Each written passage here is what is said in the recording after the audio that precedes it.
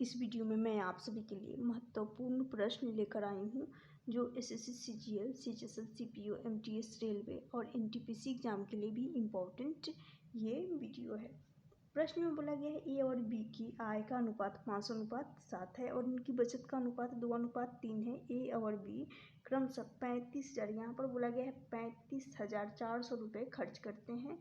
ए और बी, यहाँ पर रहेगा बी 48,600 रुपये खर्च करते हैं। तो बी और ए की आय का अंतर यहाँ से निकालनी है। कैसे करेंगे? ये प्रश्न एनटीपीसी में पूछा गया प्रश्न है सीबीटी 2 में। तो जैसा कि ए है तो ए रखेंगे और बी रखेंगे। ए का जो इनकम आय का रेशियो कितना दे रखा है? 5:7 है। कितना है? 5:7। और इनके सेविंग का रेशियो कितना है? बचत का रेशियो तो ये 2:3 है।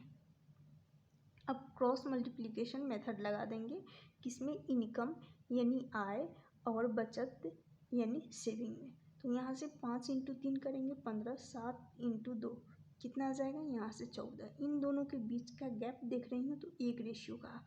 कितने का आ रहा है अंतर? तो यहाँ से 1 रेशियो का अंतर आएगा। 1 रेशियो का यहाँ से अंतर आ गया, राइट। अब मैं देख रही हूँ इसको, यहाँ पर क्या दे रखा है? एक्सपेंडिचर भी दे रखा है। तो फिर से ए और बी रखेंगे। ए का जो एक्सपेंडिचर है, खर्चा है, कितना है? तो ए का खर्चा 35,400 रुपये है। ए का ये इनकम हो गया, एक्सपेंडिचर यानी खर्चा हो गया। देखना यहाँ पर ए हो गया और बी हो गया।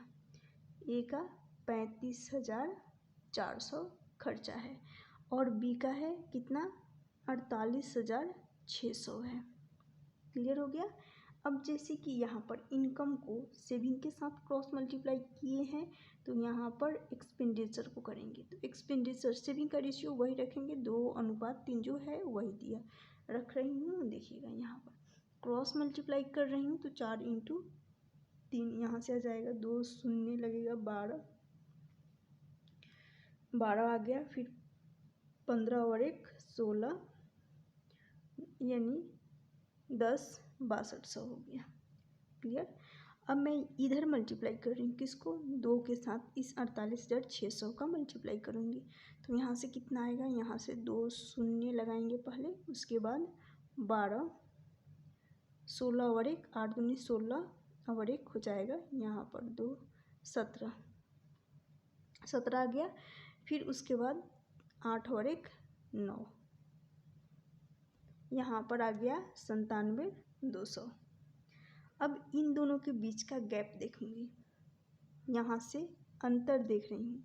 अंतर कितने का आएगा? तो ऑलरेडी 200 है, फिर यहाँ पर 6 है और यहाँ 7 है, यानी यहाँ से आ जाएगा 900। 2 0 ऑलरेडी पहले से है तो यहाँ पर और एक 2 - 2 करेंगे, 0 आ गया, 900 आ गया।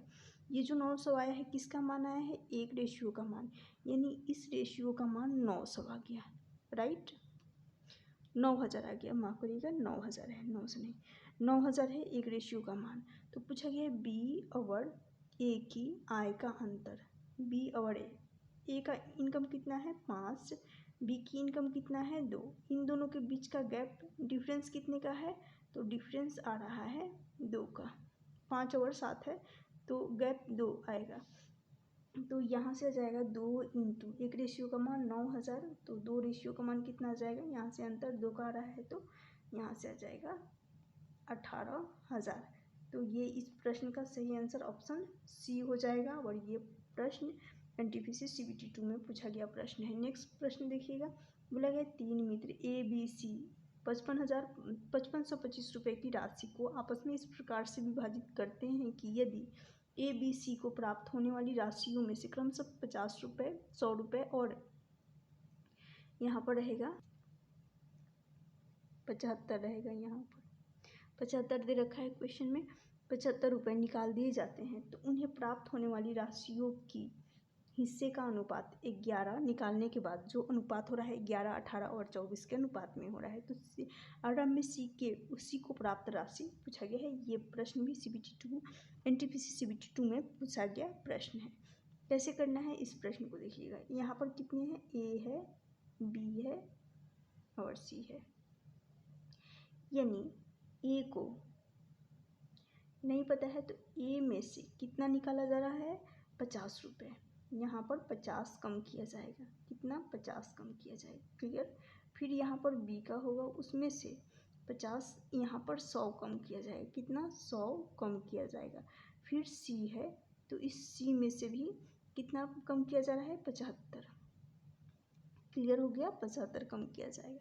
तो करने के बाद जो राशि है उन्हें प्राप्त होने वाली राशि का हिस्सा 11, 18 और 24 है। यानी 50, 100, 75 कम करने पर ए बी सी तीनों में से कितना आ रहा है अनुपात, 11:18:24 हो रहा है। कितना, 24 हो रहा है।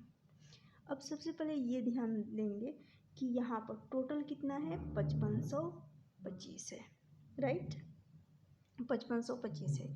और इन सभी को ऐड कर रही हूँ, यानी 50, 100, 150 हो गया, 150 और 75, इन सभी को ऐड कर रही हूँ। तो यहाँ से कितना आ जाएगा, माइनस का, यहाँ से आ जाएगा माइनस का 225, राइट, 225 आ गया है।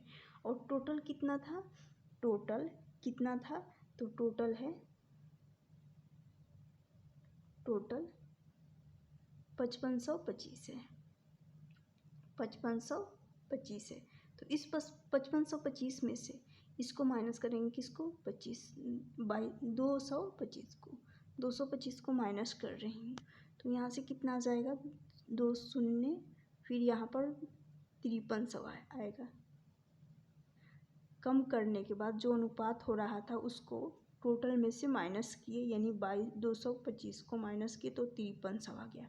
क्लियर। यहाँ तक जो 5300 आया है, इस 5300 को क्या करेंगे, यहाँ पर 11, 18, 24 इन तीनों का योग करेंगे। 11:18:24 का योग करेंगे, कितना आएगा, 53 आ गया। इन सभी रेशियो का सम कितना आ गया, 53। यही सम किसके बराबर करना है, हमें 5300 के बराबर करना है। किसके बराबर करना है, इस 5300 के बराबर करना है। 53 से काटूंगी तो यहाँ से 1 का मान कितना आ जाएगा, 1 का मान 100 आएगा, राइट, 100 आ जाएगा। क्लियर हो गया।